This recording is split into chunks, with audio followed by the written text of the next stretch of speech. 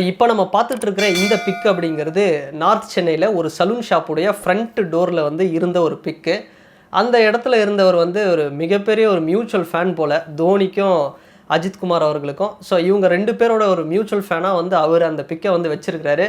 So இந்த வீடியோவில் நான் இவங்க 2 பேருக்கு உண்டான ஒரு 10 விஷயம் சிமிலாரிட்டிஸ் பற்றி தான், 10 காமனான விஷயங்கள் அதை பற்றி தான் இந்த வீடியோவில் பார்க்க போகிறோம். ஸோ நானும் வந்து இந்த வீடியோ பேசுகிறது எதுக்கு அப்படின்னா, நானும் வந்து கிரிக்கெட்டுன்னு வரும்போது தோனி அவர்களுடைய ஒரு மிகப்பெரிய ஃபேன், சினிமான்னு வரும்போது அஜித்குமார் அவர்களுடைய ஒரு மிகப்பெரிய தீவிரமான ஒரு வெறியன். ஸோ அதனால் எனக்கு இந்த கண்டென்ட்டை பற்றி பேச ஒரு முழு உரிமையும் இருக்குது. ஸோ நீங்கள் யாராவது மியூச்சுவல் ஃபேன்ஸாக இவங்க 2 பேருக்கு இருந்தீங்கனாலும் இல்லைனாலும் இந்த வீடியோ வந்து ரொம்ப இன்ட்ரெஸ்ட்டாக தான் இருக்கும். தொடர்ந்து வீடியோ பாருங்கள். ஸோ இவங்க 2 பேருக்கு உண்டான ஒரு சிமிலாரிட்டிஸ் என்ன? தமிழ் சினிமா எடுத்துக்கிட்டோம் அப்படின்னா அஜித்குமார் அப்படிங்கிற நடிகரை வந்து நம்ம ஒரு அவாய்டே பண்ண முடியாது. அந்தளவுக்கு வந்து ஒரு ஃபேன் பேஸ் இருக்குது, ஒரு மிகப்பெரிய ஒரு வெறியர்கள் வந்து அவருக்குன்னு இருக்காங்க. கிரிக்கெட்டை பற்றி எடுத்துக்கிட்டோம் அப்படின்னா இந்தியா அளவில் வந்து ஒரு மிகப்பெரிய ஒரு ஃபேன் பேஸ் இருக்குது தோனி அவர்களுக்கு. குறிப்பாக அவர் பிறந்தது ஜார்க்கண்ட் ராஞ்சியாக இருந்தாலுமே இந்த தமிழ்நாடு அப்படிங்கிறது அவருக்கு வந்து ஒரு சொந்த மண் அப்படிங்கிற மாதிரி தான் இங்கே நம்ம அவர் மேலே வந்து பாசம் வச்சுருக்கோம். ஸோ 2 பேருக்கும் இருக்கிற காமனான விஷயங்கள். தோனி அவர்கள் பார்த்தோம் அப்படின்னா ஒரு மிகப்பெரிய ஒரு ஃபேம் இருக்குது. சூப்பர் ஸ்டார் மாதிரி ஒருத்தருடைய பேரை வச்சு ஏன் வந்து சூப்பர் ஸ்டார் தோனி அப்படின்னு சொல்ல, அவரை ஏன் வந்து தலை தோனி அப்படின்னு கூப்பிடுறாங்க அப்படின்னா, தலைவர் அப்படின்னு சச்சின் டெண்டுல்கரை வந்து சொல்லுவாங்க. அதுக்கு அடுத்தபடியாக வந்து தலை தோனி, அதுக்கு அடுத்த ஜென்ரேஷன். ஸோ தலை அப்படின்னு வந்து கூப்பிடுறதுக்கான காரணம் ஏன் அப்படிங்கிறது இந்த வீடியோவில் வந்து தெரிஞ்சிடும். ஸோ அதுக்கப்புறம் பார்த்தோம்னா விராட் கோலி அவர்களை வந்து தளபதின்னு சொல்லுவாங்க. நிறைய விராட் கோலி அண்ட் தளபதி விஜய் இவங்க 2 பேருக்குமான மியூச்சுவல் ஃபேன்ஸ் வந்து பார்க்கலாம். ஸோ தலைவர் சச்சின் டெண்டுல்கர், தலை தோனி அஜித்குமார், தளபதி விஜய் அண்டு தளபதி விராட் கோலி. ஸோ இப்படி ஒரு ஆர்டர் தான் வந்து இப்போ போயிட்டுருக்கு. ஸோ ஃபஸ்ட்டு நம்ம இந்த வீடியோவில் ஒரு 10 காமனான விஷயங்கள். ஃபஸ்ட்டு நம்ம பார்க்க போகிற விஷயங்கள் தோனி அவர்களுக்கும் அஜித்குமார் அவர்களுக்கும் ஏன் 2 பேரையும் வந்து தலை அப்படின்னு கூப்பிடுறாங்க அப்படின்னு பார்த்தோம்னா, 2 பேருமே பார்த்தோம்னா ஃபஸ்ட்டு ஜென்ரேஷன் வந்து அவங்களுடைய ப்ரொஃபஷன் அப்படிங்கிறது இவங்க தான் அந்த ஃபேமிலியிலே, அவங்க ஃபேமிலியிலே ஃபஸ்ட்டு ஜென்ரேஷன் அப்படின்னு சொல்லலாம்.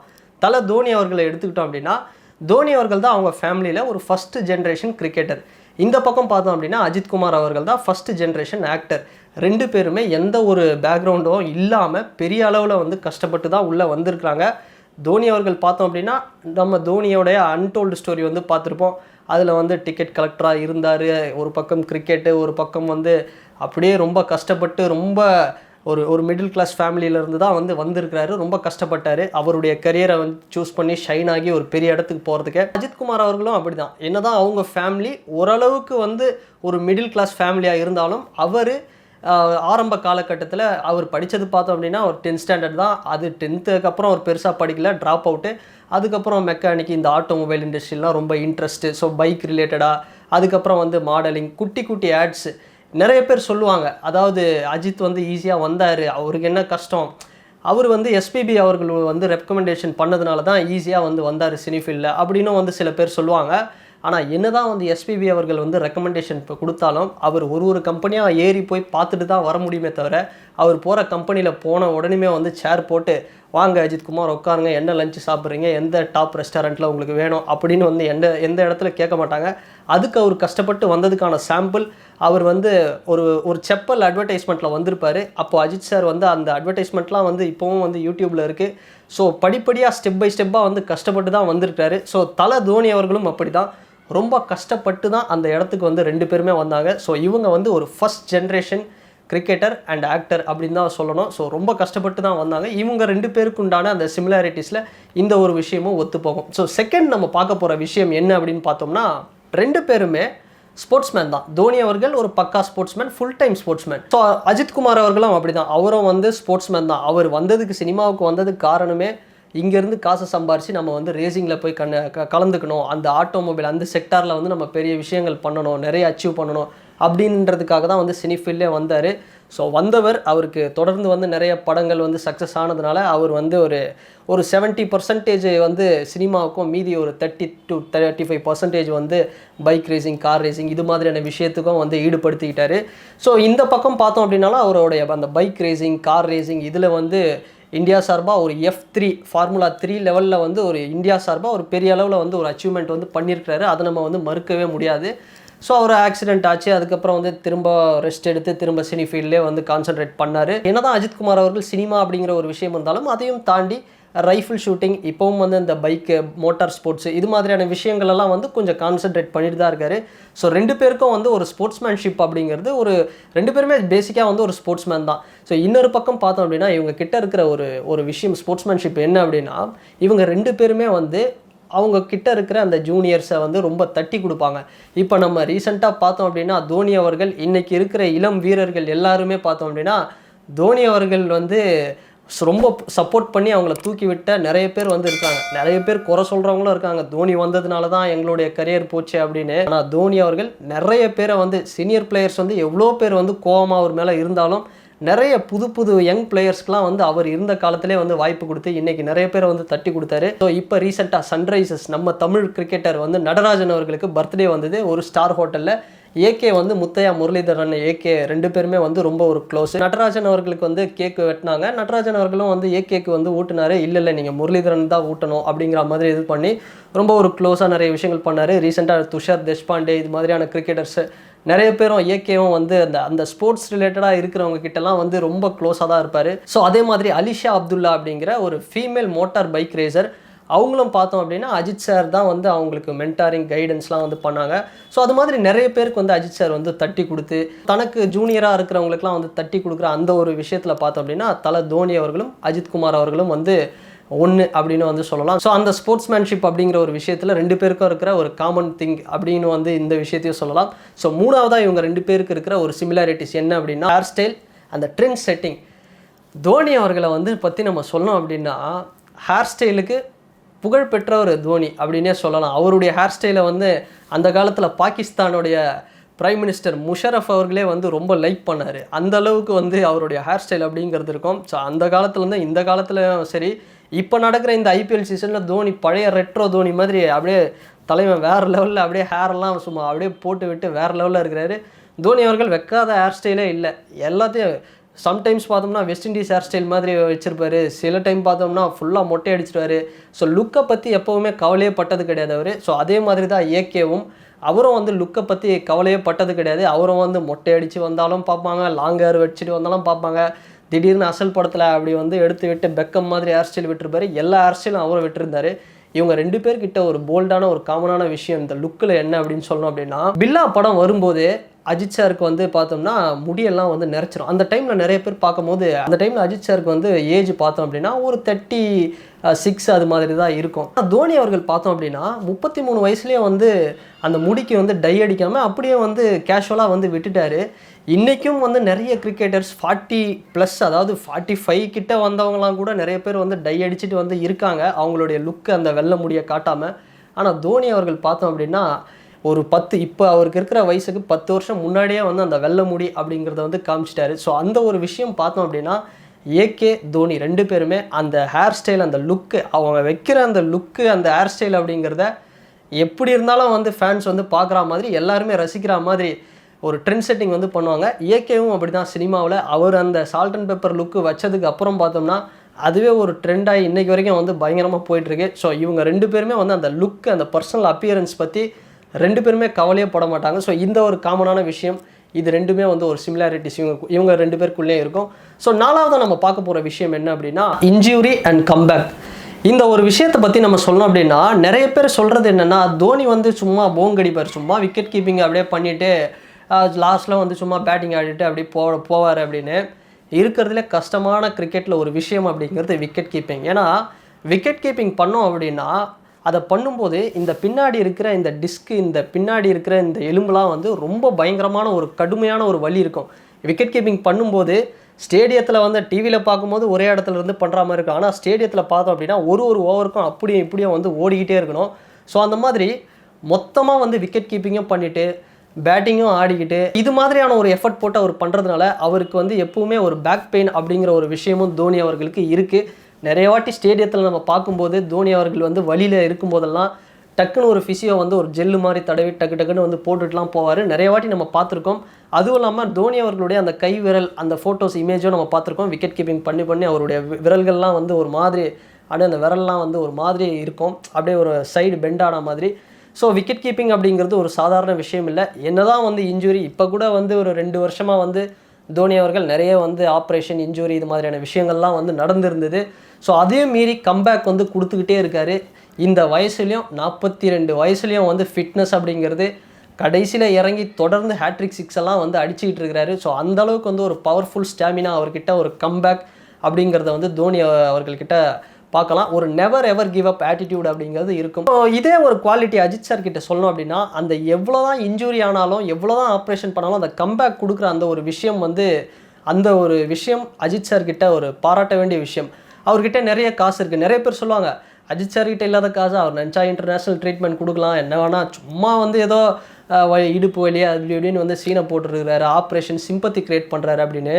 வேறு எங்கே நமக்கு வந்து இன்ஜுரி ஆனாலும் நம்ம வந்து ஓரளவுக்கு டக்குன்னு ரெக்கவர் ஆகலாம். ஆனால் பிரெயின்லேயும் இந்த ஸ்பைனு, இந்த பின்னாடி இருக்கிற டிஸ்கில் ஏதாவது ஒரு மைனராக ஒரு கிராக் ஆனால் கூட நம்ம வந்து கம்பேக் கொடுக்குறதுன்றது ரொம்ப ஒரு கஷ்டமான விஷயம். யாராச்சும் வந்து நம்ம சொந்தக்காரங்களே யாராவது இருப்பாங்க, பின்னாடி இந்த டிஸ்கில் வந்து ஒரு பெரிய ஆக்சிடெண்ட் ஆகி, இல்லை பின்னாடி இந்த இடத்துல வந்து ஒரு கிராக் ஆகி ஒரு டேமேஜ் ஆகி இருந்தாங்க அப்படின்னா, அது வந்து ஒரு ரொம்ப கஷ்டமான விஷயம். எவ்வளோ காசு இருந்தாலும், நீங்கள் என்ன மாதிரியான இன்டர்நேஷ்னல் ட்ரீட்மெண்ட் எடுத்தாலும், வருஷத்தில் 365 டேஸும் ஒன்ஸ் அது வந்து கிராக் ஆச்சு அப்படின்னா, வருஷத்தில் 365 டேஸும் அவங்க வாழ்நாள் முழுக்க அந்த வலிங்கிறது அப்படியே தான் இருக்கும். இது வந்து ஏதாவது ஒரு ட்ரீட்மெண்ட் பார்த்துக்கிட்டு, ரெஸ்ட் எடுத்துக்கிட்டு, மெடிசன் எடுத்துக்கிட்டு, அப்படியே வந்து ரொம்ப ரெஸ்ட் எடுத்தால் மட்டும்தான் அந்த வலிங்கிறது கம்மியாகும். இல்லைன்னா எப்போவுமே அந்த வலி வந்து இருந்துக்கிட்டு தான் இருக்குது. இது வந்து நான் விளையாட்டுக்கு சொல்ல, யாராவது வந்து ஒரு ஃபிசியோதெரபிஸ்ட் இருந்தாலும் அவங்கக்கிட்ட வந்து கேட்டுப்பாருங்க.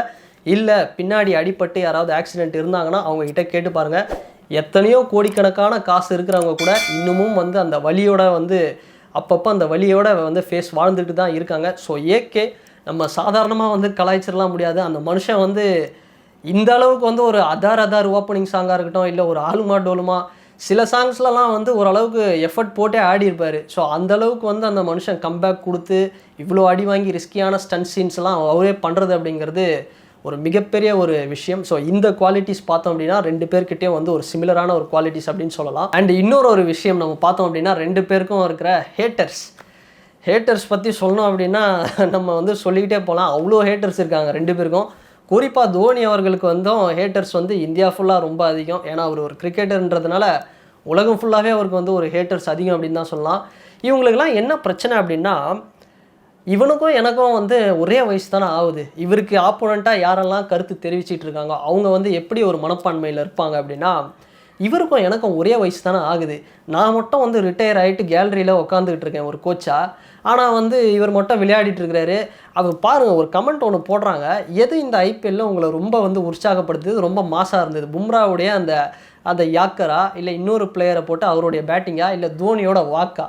ஸோ இப்படி ஒரு பதிவை போடும்போது தோனியோட வாக்கு அதுதான் வந்து மாஸ் அப்படிங்கிற மாதிரி அதிக அளவில் ஓட்டு வரும்போது, இது எல்லாருக்குமே கண்டிப்பாக ஒரு ஹேட்டர்ஸ், தோனியோடைய ஹேட்டர்ஸாக இருந்தாங்க அப்படின்னா, இது கண்டிப்பாக வந்து ஒரு ஜெலுசல் குடிக்க வேண்டிய ஒரு கமெண்ட் அப்படின்னு தான் வந்து பார்க்கணும். ஏன்னா அந்தளவுக்கு ஒரு வெறியை வந்து, ஒரு வைத்தறிச்சலை வந்து கிரியேட் பண்ணும். ஏன்னா இந்த மனுஷன் வந்து என்ட்ரு ஆகுறாரு ஸ்டேடியத்தில், அவ்வளோ ஒரு சத்தம், அதிர்ற மாதிரி ஒரு சவுண்டு, அவ்வளோ ஒரு சத்தம் வந்து கொடுக்குறாங்க, அவ்வளோ ஒரு ரெஸ்பான்ஸ். இந்த வயசுலேயும் அவர் மேட்ச் தோத்தாலும் கவலை இல்லை, விக்கெட் விழுந்தாலும் கவலை இல்லை, அவர் சும்மா வந்தால் மட்டும் போதும், நீங்கள் வந்தால் மட்டும் போதும் அப்படிங்கிற மாதிரி தான் பார்க்குறாங்க. ஸோ அந்த அளவுக்கு வந்து ஒரு ஃபேன்ஸ் இருக்கும்போது கண்டிப்பாக ஹேட்டர்ஸ் வந்து இன்றைக்கி பார்த்தோம்னா நிறைய விஷயங்கள் வந்து சொல்லிட்டு தான் இருக்கிறாங்க அவர் மேலே. அவர் வந்து கெட்டவர் தோனி, இத்தனை பேர் லைஃப்பை வந்து இது பண்ணிட்டாரு, அதை பண்ணிட்டாரு, இது பண்ணிட்டாருன்னு வந்து தப்பாக வந்து சொல்லிட்டு இருக்காங்க. அதுதான் முன்னாடி சொன்ன மாதிரி தான். இது வந்து என்னென்னா, இந்த வயசுல இவனுக்கு வந்து இவ்வளோ பேர் வந்து ஒரு சப்போர்ட்டர், இவ்வளோ வெறித்தனமாக எந்த ஊருக்கு, எந்த கிரவுண்டுக்கு போனாலும், மும்பை போனாலும் சரி, கொல்கத்தா போனாலும் சரி, டெல்லி போனாலும், அங்கேன்னு தோனிக்குன்னு ஒரு கூட்டம் மட்டும் வருதே, அந்த 7ஆம் நம்பர் ஜெர்சி, மஞ்சள் கலர் ஜெர்சி போட்டுக்கிட்டு. ஸோ அந்த ஒரு கடுப்பு தான் வந்து எல்லாருக்குமே தவிர, ஹேட்டர்ஸ் வந்து நம்ம ஒன்றும் பண்ணவே முடியாது. ஸோ அந்தளவுக்கு ஹேட்டர்ஸ் வந்து இருந்தாலும், ஸோ அந்தளவுக்கு வந்து ஹேட்டர்ஸ் இருக்காங்க. அந்தளவுக்கு ஹேட்டர்ஸ் இருந்தாலும் ஃபேன்ஸும் வந்து இருக்காங்க. ஹேட்டர்ஸ் வந்து அஜித் சாருக்கும் வந்து ரொம்ப அதிகம். ஏன்னா அவர் வந்து ஜென்ரலாகவே அப்போதுலேருந்து இப்போ வரைக்கும் எந்த ஃபங்க்ஷனுக்கும் வந்து பெருசாக வரமாட்டார். இவர் ஏன் வரல, மற்றவங்களாம் வராங்களே, இவர் ஏன் வரல, மற்றவங்களாம் வந்து டை அடிக்கிறாங்களே, இவர் ஏன் இப்படியே நடிக்கிறாரு, இவர் பாட்டு வராரு, இந்த வெள்ளை முடியை வச்சுக்கிட்டு டை அடிக்காமல் இவர் பாட்டு வந்துட்டு போகிறாரு, இவ்வளோ பேர் வந்து பார்க்குறாங்களே அப்படின்ற மாதிரி நிறைய ஹேட்டர்ஸ் வந்து அவருக்கும் இருக்காங்க. ஸோ இந்த சமீப காலத்தில் இந்த வலைப்பேச்சு இது மாதிரியான யூடியூப் சேனல்லாம் வந்து தப்பாக போட்டு ஒரு நெகட்டிவிட்டியை வந்து ஸ்ப்ரெட் பண்ணிகிட்டு இருக்காங்க அஜித்குமார் அவர்கள் மேலே. ஸோ என்னதான் வந்து ஒரு ஹேட்டர்ஸ் இருந்தாலும் ஸோ அந்தளவுக்கு வந்து அவங்களுக்கு சப்போர்ட் 2 பேருக்குமே இருக்குது. ஸோ ஹேட்டர்ஸ் 2 பேருக்குமே ஒரு அதிகமாக தான் இருக்கிறாங்க. ஸோ அதை நம்ம வந்து ஒன்றும் பண்ண முடியாது. ஸோ இன்னொரு விஷயம் பார்த்தோம் அப்படின்னா கேப்டன் கூல், ஆக்டர் கூல் 2 பேர்கிட்டையுமே அந்த ஒரு கூல் அப்படிங்கிற ஒரு சிமிலாரிட்டிஸ் வந்து இருக்கும். தோனி அவர்களும் பார்த்தோம் அப்படின்னா அவர் வந்து களத்துலையும் சரி வெளியிலையும் சரி எல்லா இடத்துலையுமே ரொம்ப கூலாக இருப்பார். அஜித்குமார் அவர்களும் வந்து ரொம்ப கூலாக காமாக இருப்பார். அவர் வந்து ரொம்ப கோவப்பட்டுலாம் நம்ம வந்து எந்த இடத்துலையும் வந்து பெருசாக பார்த்ததே கிடையாது. இந்த எலெக்ஷன் டைமில் ஒரே ஒரு வாட்டி வரட்டும் கொஞ்சம் அப்படி டென்ஷன் ஆனார். மற்றபடி வந்து வேறு எங்கேயும் பார்த்ததில்ல. தோனி அவர்களும் வந்து ஒரே ஒரு வாட்டி அவர் வந்து அப்படியே கோவப்பட்டு ஸ்டேடியத்தில் என்ட்ரி ஆன ஒரு மேட்டரை வந்து நம்ம பார்த்துருப்போம். ஸோ 2 பேருமே வந்து அந்த கூல் அப்படிங்கிற ஒரு விஷயத்தை வந்து மெயின்டைன் பண்ணுவாங்க. ஸோ இவங்க 2 பேருக்கும் வந்து காமனாக ஒரு டைலாக் வந்து சொல்லலாம், ஜெயிக்கிறதுக்கு முன்னாடி ஆடுறதும் ஜெயிச்சதுக்கு அப்புறம் கொண்டாடுறதும் நம்ம அகராதிலே இல்லை அப்படின்னு. ஸோ 2 பேருமே பார்த்தோம் அப்படின்னா எவ்வளோ பெரிய வெற்றியாக இருந்தாலும் எவ்வளோ பெரிய தோல்வியாக இருந்தாலும் அதை வந்து ஒரு நியூட்ரலாக வந்து பேலன்ஸ் பண்ணுவாங்க. ஸோ அந்த ஒரு கூல் அப்படிங்கிற ஒரு விஷயத்தை 2 பேருமே வந்து மெயின்டைன் பண்ணுவாங்க. இந்த ஒரு விஷயம் 2 பேர்கிட்டையுமே வந்து ஒரு சிமிலாரிட்டியாக இருக்குது. அண்ட் அடுத்து நம்ம பார்க்க போகிற விஷயம் ப்ரொஃபஷனை தாண்டி 2 பேரும் என்ன அப்படின்னு பார்த்தோம் அப்படின்னா இந்த பக்கம் மகேந்திர சிங் தோனி அவர்கள் அவருக்கு வந்து அந்த ஆர்மி இது மாதிரியான விஷயங்கள்லாம் பிடிக்கும். ஸோ ஆர்மிலையும் அவருக்கு வந்து ஒரு கௌரவ பதவி மாதிரி கொடுத்தாங்க நம்ம யூனியன் கவர்மெண்ட். அண்ட் இன்னொரு பக்கம் அவருக்கு அந்த ஸ்ட்ராபெரி ஃபார்மிங் இது மாதிரியான விஷயங்கள் இதெல்லாம் வந்து தோனி அவர்கள் வந்து பண்ணிகிட்ருக்கிறாரு. இந்த பக்கம் அஜித்குமார் அவர்களும் வந்து அந்த சினிமா அப்படிங்கிற ப்ரொஃபஷனை தாண்டி அவருக்கு வந்து இந்த மோட்டார் பைக்ஸு இது மாதிரியான விஷயங்கள் இருக்குது. இன்னொரு பக்கம் ஃபோட்டோகிராஃபி, ரைஃபிள் ஷூட்டிங்கு அண்டு நிறைய விஷயங்களுக்கு இந்த குக்கிங் பண்ணுறது இது மாதிரியான விஷயங்கள்லாம் வந்து இன்ட்ரெஸ்டடாக அவரே வந்து எடுத்து போட்டு பண்ணிகிட்ருக்கிறாரு. கிரிக்கெட்டு, ஆக்டிங் இந்த 2 ப்ரொஃபஷனை தாண்டி 2 பேருமே பார்த்தோம் அப்படின்னா நிறைய விஷயங்களில் வந்து கான்சன்ட்ரேட் பண்ணிவிட்டு நிறைய விஷயங்கள் வந்து அதர் ஆக்டிவிட்டீஸ்லாம் வந்து பண்ணிக்கிட்டு இருப்பாங்க. ஸோ இந்த ஒரு விஷயம் வந்து 2 பேர்கிட்டே ஒரு சிமிலாரிட்டிஸாக இருக்கும். ஸோ அடுத்து நம்ம பார்க்க போகிற ஒரு விஷயம் ரொம்ப முக்கியமான ஒரு விஷயம். 2 பேரோட ஃபேன்ஸ் பற்றியும் சொல்லணும் அப்படின்னா 2 பேர் ஃபேன்ஸ்கிட்டையுமே ஒரு காமனான ஒரு விஷயம் இருக்கும். அதாவது தோனி ஃபேன்ஸு எல்லாருமே வந்து பார்த்தோம் அப்படின்னா தோனி ஃபேன்ஸ்கிட்ட சண்டைக்கு வருவாங்க, தோனியை பற்றி விமர்சனம் பண்ணுவாங்க. ஆனால் அவங்களா போயிட்டு வாலண்டரியாக யாரையுமே வந்து நோண்ட மாட்டாங்க பெருசாக. ஆனால் ஏதாவது ஒரு ஸ்டேட்மெண்ட் தோனியை பற்றி தப்பாக பேசிட்டாங்க அப்படின்னா அது யாராக இருந்தாலும் வந்து விடவே மாட்டாங்க. ட்விட்டராக இருக்கட்டும் இல்லை சோஷியல் மீடியா, நேரில் மைக்கு கிடைச்சாலும் எங்கே இது பண்ணாலும் அவங்க வந்து அவங்களோட கருத்தை பகிரங்கமாக வந்து சொல்லிவிடுவாங்க. இதே ஒரு விஷயம் தான் ஏகேவுடைய ஃபேன்ஸ் கிட்டையும். ஏகே ஃபேன்ஸ் வந்து விஜய் சார் ஃபேன்ஸை வந்து கலாய்க்கிறது, அவங்க வந்து திரும்ப கலாய்க்கிறது இது மாதிரியான ஒரு விஷயங்கள் இருந்தாலும் மொத்தமாக பார்த்தோம் அப்படின்னா ஏகே ஃபேன்ஸ் வந்து அமைதியாக தான் இருப்பாங்க. யாராவது அவங்கள வந்து ஏதாவது வந்து தப்பாக பேசிட்டாங்க அப்படின்னா அது சீனியராக இருக்கட்டும் ஜூனியராக இருக்கட்டும் யாராக இருந்தாலும் ஒரு பதிலடி வந்து கொடுத்துருவாங்க. ஸோ இந்த ஒரு விஷயத்தில் 2 பேருடைய ஃபேன்ஸை வந்து அந்த பதிலடி கொடுக்குறது அப்படிங்கிற ஒரு விஷயம் ஸோ ஒரு வெறித்தனத்தை வந்து காமிச்சிருவாங்க. ஸோ இந்த ஒரு சிமிலாரிட்டிஸும் ஃபேன்ஸ்குள்ளே வந்து பெரிய அளவில் இருக்குது. இன்னொரு ஒரு 2 பேருக்கும் இருக்கிற ஒரு சிமிலரான விஷயம் என்னென்னா 2 பேருமே வந்து பாலிடிக்ஸ் அப்படிங்கிற ஒரு விஷயத்தில் டைரெக்டாக வந்து இறங்கவும் மாட்டாங்க, ஒரு இன்டைரக்டாக ஒரு வாய்ஸும் வந்து கொடுக்க மாட்டாங்க. ஜார்க்கண்டில் பார்த்தோம் அப்படின்னா தோனி அவர்கள் வந்து ஒரு மிகப்பெரிய ஒரு நேஷனல் பார்ட்டிக்கு வந்து ஆதரவு கொடுத்தாக வேண்டிய ஒரு கட்டாயம் மாதிரி ஒரு விஷயம் வந்து இருந்தது. ஸோ அந்த டைமில் தோனி வந்து கொடுத்துருவாரு அப்படிங்கிற மாதிரி தான் ஒரு பேச்சும் அடிபட்டுது. ஆனால் தோனி அவர்கள் ஸோ நம்மளுடைய ஃபேன்ஸ் வந்து எல்லா இடத்துலையும் இருக்கிறாங்க, ஸோ அதனால் குறிப்பாக ஒரு பர்டிகுலர் பொலிட்டிக்கல் பார்ட்டி என்ன தான் வந்து ஒரு பெரிய அளவில் ப்ரெஷர் கொடுத்தாலும் நாம் வந்து சப்போர்ட் பண்ணிடக்கூடாதுன்னு அவர் வந்து ரொம்ப ஒரு அமைதி காத்தார். ஸோ அதே மாதிரி தான் ஏகேவும். ஸோ ஏகே வந்து நிறைய பேர் வந்து சொன்னாங்க, ஸோ ஏடிஎம்கே ஜெயலலிதா அவர்கள் வந்து மறைந்த பிறகு அதுக்கப்புறம் ஏகே வந்து பார்த்தோம்னா ஏடிஎம்கேவுக்கு ஏதாவது ஒரு வாய்ஸ் கொடுப்பாரு, சப்போர்ட் பண்ணுவார் அப்படி இப்படிங்கிற மாதிரி ஒரு பேச்சு அடிபட்டுது. ஆனால் இன்றைக்கு வரைக்கும் ஸோ அவர் வந்து எந்த பொலிட்டிக்கல் பார்ட்டிக்கும் வந்து ஒரு வாய்ஸ் கொடுக்கல. மன்றத்தை கலைக்கும் போது என்ன ஸ்டேட்மெண்ட் கொடுத்தாரோ அதே ஸ்டேட்மெண்ட் தான் வந்து இப்போவும் வந்து கொடுத்து ஒரு ஃபுல் ஸ்டாப் வந்து வச்சார். ஸோ எந்த கட்சிக்கும் வந்து நான் ஆதரவு இல்லை அப்படின்னு 2 பேரும் வந்து பார்த்தோம் அப்படின்னா பாலிடிக்ஸ் அப்படிங்கிற ஒரு விஷயத்தில் ஒரு மௌனம் வந்து காத்துக்கிட்டு தான் இருக்காங்க. ஸோ ஃப்யூச்சரில் எது எப்படி வேணால் மாறலாம். அண்ட் அடுத்து ஒரு காமனான விஷயம் 2 பேருக்கும் என்ன அப்படின்னு பார்த்தோம்னா சமீப காலமாக 2 பேருமே வந்து ஃபேஸ் பண்ணுற ஒரு நெகட்டிவிட்டி. பக்கம் பார்த்தோம்னா சீனியர் பிளேயர்ஸ் கிட்டத்தட்ட வந்து தோனி யாரெல்லாம் வந்து வளர்த்து விட்டாரோ யாருக்கெல்லாம் சப்போர்ட் பண்ணாரோ அவங்களும் சேர்ந்து ஒரு பக்கம் வந்து போட்டுட்ருக்காங்க. அதாவது அவங்க ஃபேன்ஸு வந்து போட்டால் பரவாயில்ல, அவங்களே வந்து டைரெக்டாக வந்து போட்டுட்ருக்கிறது ஒரு வருத்தப்பட வேண்டிய ஒரு விஷயம். ஸோ அந்தளவுக்கு வந்து ஒரு நெகட்டிவிட்டி வந்து ஸ்ப்ரெட் பண்ணிகிட்ருக்காங்க. அதுக்கு காரணம் வேறு யாரும் இல்லை, நம்ம பசங்க தான். அதாவது ஃபேன்ஸ் நம்ம பண்ணுற ஒரு அலப்பறையினால் இந்த கமெண்ட்டெல்லாம் போடுறாங்க பார்த்தீங்களா, தோனியோட வாக்கு இதெல்லாம் பார்த்து இதெல்லாம் தான் வந்து ஒரு மிகப்பெரிய ஒரு நெகட்டிவிட்டியாக அவருக்கு வந்து ஏற்படுத்தி தருது. ஸோ சமீப காலமாக நிறைய பேர் ரித்திமான் சாகா கூட சொல்லியிருந்தார், தோனி அவர்களால் தான் வந்து என்னோடய கரியர் வந்து போச்சு, இல்லைனா வந்து நான் வேறு லெவலில் பர்ஃபார்மன்ஸ் பண்ணியிருப்பேன் அப்படிங்கிற மாதிரி சொன்னார். ஸோ இதுக்கு எல்லாமே வந்து அவருடைய பதில் அப்படிங்கிறது அமைதி மட்டுமே. ஸோ அவருடைய பர்ஃபார்மன்ஸ் மட்டுமே. இன்னொரு ஐபிஎல் கப்பு கிடைக்குமா அப்படிங்கிறதையும் வந்து நம்ம வெயிட் பண்ணி பார்க்கணும். ஸோ இந்த பக்கம் ஏகேவும் பார்த்தோம் அப்படின்னா அவருக்கும் வந்து சமீப காலத்தில் நெகட்டிவிட்டி, ஒரு பொலிட்டிக்கலாக வந்து இன்டைரக்டாக சில விஷயம் கார்னர் பண்ணி டார்கெட் பண்ணுறாங்க அப்படின்னே சொல்லலாம். உதாரணத்துக்கு எடுத்தோன்னா அவர் வந்து ஒரு தமிழன் கிடையாது, அஜித்குமார்ன்றவர் அவர் வந்து ஒரு ஒரு ஒரு ஆரியன் அப்படிங்கிற மாதிரி சொல்கிறாங்க. அவர் வந்து ஒரு பிராமின், அவர் வந்து அதனால தான் யாரும் மதிக்க மாட்டுறாரு. இது மாதிரியான நெகட்டிவிட்டியெல்லாம் வந்து வச்சுட்டு இருக்காங்க.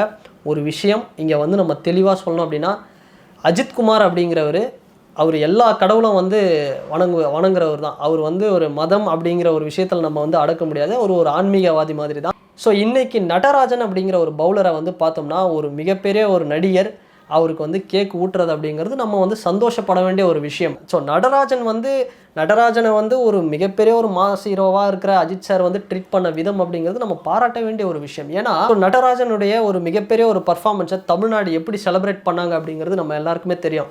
நடராஜனை வந்து ஒரு கோவில் திருவிழா மாதிரி அவரை வந்து கூட்டிகிட்டு வந்து அவரை ஒரு வேறு லெவலில் ஒரு ஏற்பாடு பண்ணாங்க. ஸோ இந்த விஷயம், இந்த ஒரு ஆரவாரம், ஒரு மரியாதை அப்படிங்கிறது ரவிச்சந்திரன் அஸ்வின் அவர்களுக்கோ இல்லை முரளி விஜய் அவர்களுக்கோ தினேஷ் கார்த்திக் அவர்களுக்கோ வந்து கிடைக்கல. நடராஜனுடைய சொந்த ஊரில் அப்படி ஒரு மரியாதை அப்படிங்கிறது தமிழ் மக்கள் வந்து அப்படி ஒரு செலிப்ரேட் பண்ணாங்க. அதுக்கப்புறம் நடராஜனை வந்து நிறைய இடங்களில் வந்து பெரிய அளவில் வந்து பேசலை, நிறைய இடங்களில் வந்து ஒரு பர்ஃபார்மன்ஸ் அப்படிங்கிறது, ஒரு வாய்ப்பு அப்படிங்கிறது கிடைக்கல. ஸோ அது வந்து ஒரு பின்னாடி ஒரு பெரிய அரசியலும் இருக்கலாம். ஸோ அதுக்குள்ளே நான் இப்போ போகல. அப்படிப்பட்ட நம்ம கொண்டாடப்பட வேண்டிய ஒரு கிரிக்கெட்டர் நடராஜன், அப்படிப்பட்டவருக்கு ஒரு மிகப்பெரிய நடிகர் அப்படி ஒரு பாசமாக ஊட்டுறாரு, ஒரு செலிப்ரேட் பண்ணுறாரு, எல்லாருக்கிட்டையும் ஒரு ஈக்குவலாக மெயின்டைன் பண்ணுறாரு அப்படின்னா அவரை வந்து இப்போ சமீப காலத்தில் வந்து நெகட்டிவிட்டி அப்படிங்கிறத வந்து ஸ்ப்ரெட் பண்ணுறது அப்படிங்கிறது இது வந்து இது வேணும்னே சில பேர் பண்ணுறது அப்படின்னு தான் வந்து சொல்லணும். இந்த நெகட்டிவிட்டி அப்படிங்கிற ஒரு விஷயம் தோனி அவர்களுக்கும் அஜித்குமார் அவர்களுக்கும் 2 பேருக்குமான இந்த நெகட்டிவிட்டி ஸ்ப்ரெட்டிங் அப்படிங்கிறது ஒரே டைமில் ஒரே சீசனில் வந்து நடந்துக்கிட்டு இருக்கு. ஸோ என்ன நடந்தாலும் அந்த ஃபேன்ஸ் சப்போர்ட்டர்ஸ் அப்படிங்கிறவங்க வந்து அவங்களுக்கு அந்த சாலிடாக இருக்க தான் செய்வாங்க. அதை வந்து நம்ம ஒன்றும் பண்ண முடியாது. அட் த சேம் டைம் ஹேட்டர்ஸும் 2 பேருக்கும் வந்து இருக்க தான் செய்வாங்க. அதையும் நம்ம வந்து ஒன்றும் பண்ண முடியாது. ஸோ வெயிட் பண்ணி பார்ப்போம் இந்த சீசன். ஸோ எனக்கு தெரிஞ்சது தோனி அவர்கள் இன்னும் கூட ஒரு 2 சீசன் மினிமம் விளையாடினார் அப்படின்னா, மினிமம் ஒரு சீசனாவது விளையாடினார் அப்படின்னா ரொம்ப சந்தோஷமாக இருக்கும். ஸோ இந்த வருஷம் ஐபிஎல் கப்பை சிஎஸ்கே வின் பண்ணுவாங்களா, தோனி அவர்கள் வந்து என்ன மாதிரியான ஒரு மாஸ்டர் பிளான் பண்ணுவார், ருத்ராஜை வந்து எப்படி வழிநடத்தி கொண்டு போகிறாரு, இதெல்லாம் வந்து நம்ம வெயிட் பண்ணி தான் பார்க்கணும். அண்ட் அஜித்குமார் அவர்களுக்கும் ஸோ இப்போ படங்கள் நிறைய ரீரிலீஸ் ஆகிற படமும் வந்து ஆகுது, விடாமுயற்சியும் வரப்போகுது, குட் பேட் அக்லி அப்படிங்கிற ஒரு படமும் வரப்போகுது. இதை முடித்ததுக்கப்புறம் பிரசாந்த் நீலோட ஒரு ப்ராஜெக்ட் வந்து கன்ஃபார்ம் ஆகிறதுக்கும் வாய்ப்பு இருக்குது அப்படின்னு சொல்கிறாங்க. ஸோ 2 பேருக்குமான அந்த லவ், அந்த சப்போர்ட் அப்படிங்கிறது 2 பேருக்குமே வந்து பெரிய அளவில் எப்போவுமே இருக்கும். அண்ட் ஃபைனலி இந்த வீடியோ பார்த்துட்டு இருக்கிற உங்களில் யாராவது தோனி அண்ட் ஏகே அஜித்குமார் இவங்க 2 பேருடைய மியூச்சுவல் ஃபேனாக இருந்தீங்க அப்படின்னா இவங்க 2 பேர்கிட்ட பிடிச்ச விஷயங்கள் என்ன, இல்லை நான் ஏதாவது வந்து ஒரு சிமிலரான காமனான விஷயம் இவங்க கிட்ட இருக்கிற ஒரு குவாலிட்டிஸ் என்ன அப்படிங்கிறதையும் சொல்லாமல் விட்டுருந்தா நீங்கள் வந்து கமெண்ட் செக்ஷனில் உங்களுடைய கருத்துக்களை வந்து பதிவிடுங்க. அண்டு இல்லை நான் வந்து வெறும் தோனி ஃபேன் தான், இல்லை நான் வந்து வெறும் அஜித் சார் ஃபேன் தான் அப்படின்னு நீங்கள் சொன்னாலும் அவங்கக்கிட்ட வந்து பிடிச்ச விஷயங்கள் என்ன அப்படிங்கிறத இந்த கமெண்ட் செக்ஷனில் வந்து பதிவிடுங்க. அண்ட் இந்த வீடியோ உங்களுக்கு பிடிச்சிருந்ததுன்னா லைக் பண்ணுங்கள், ஷேர் பண்ணுங்கள், கமெண்ட் பண்ணுங்கள், சப்ஸ்கிரைப் பண்ணுங்கள். அண்ட் வேறு ஒரு வீடியோவில் வேறு ஒரு கண்டென்ட்டில் நான் உங்களை பார்க்குறேன். பாய்.